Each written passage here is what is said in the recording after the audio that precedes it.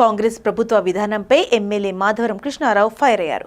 MLA Madhavaram Krishnarao comments చేస్తూ Congress BJP పార్టీల ఫ్లెక్సీలని తొలగించని అధికారులు బీఆర్ఎస్ ఫ్లెక్సీలను ఎందుకు తొలగిస్తారు అని అన్నారు. తెలంగాణ రాష్ట్ర సాధన కోసం ఉద్యమం చేసిన నాయకుడు మాజీ మంత్రి హరీష్ రావు పుట్టినరోజుకి ఫ్లెక్సీలు ఏర్పాటు చేస్తే తొలగిస్తారా? కేసీఆర్ పుట్టినరోజు, ఎమ్మెల్యే కృష్ణారావు జన్మదినం, బీఆర్ఎస్ రజతోత్సవ కార్యక్రమంకి అవక్క ముందే చేసుకున్న ఫ్లెక్సీలు తీస్తారా? గాంధీ భవన్ వద్ద బీజేపీ పార్టీ ఆఫీస్ వద్ద నెలల తరబడి ఉంటున్న ఫ్లెక్సీలను ఎందుకు తీసేయలేదు?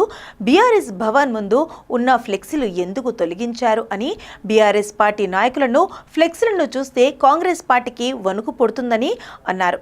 ఫ్లెక్సీలను తొలగించే అధికారులు ఒక పార్టీకి తోలుతుగా పనిచేసే భవిష్యత్తులో ఇబ్బందులు పడతారని అన్నారు. తెలంగాణ రాష్ట్రంలో రాబోయేది టీఆర్ఎస్ పార్టీ ప్రభుత్వమేనని, అధికారులు చేసే పనులను గుర్తుపెట్టుకున్నామని, అతి ఉత్సాహం చేసే అధికారులకు వడ్డీతో సహా లెక్కలు చెల్లిస్తామని అన్నారు.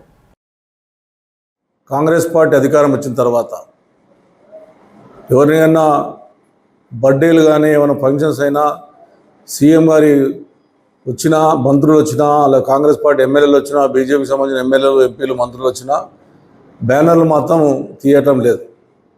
ఒక టీఆర్ఎస్ పార్టీ తెలంగాణ రాష్ట్రం తెచ్చినటువంటి గొప్ప నాయకుడు కేసీఆర్ గారు బర్త్డే నాడు బ్యానర్ కడితే 10 నిమిషాలు తీసి పడేశారు. నా బర్త్డే పెడితే 2 సంవత్సరాలు నా బర్త్డే నాడు కూడా కూకట్పల్లిలో 10 నిమిషాలు రాత్రిలో తీసేశారు. మరి ఇలా హరీష్ రావు గారి బర్త్డే ఇలా తెలంగాణ గురించి ఎంతో పోరాడినటువంటి వ్యక్తి, గొప్ప వ్యక్తి, అటువంటి వ్యక్తిది బర్త్డే అభిమానులు బ్యానర్లు కట్టుకుంటే ఇలా మొత్తం భవన్ కాండే కానీ హైదరాబాద్ నగరంలో ఉన్నటువంటి అభిమానులు కట్టినటువంటి బ్యానర్లను మరి ఈ రకంగా తీయడం అనే హైడ్రా కమిషన్ ఆలోచన చేసుకోవాలి. మీ చేతిలో అధికారం ఉందని చెప్పి అసెంబ్లీ దగ్గర ఎన్ని ఉంటే మీరు ఒకసారి చూసుకోండి. కాంగ్రెస్ పార్టీ కార్యాలయం దగ్గర ఎన్ని ఉంటే ఒకసారి చూసుకోండి. బీజేపీ కార్యాలయం దగ్గర ఎన్ని ఉంటే చూసుకోండి.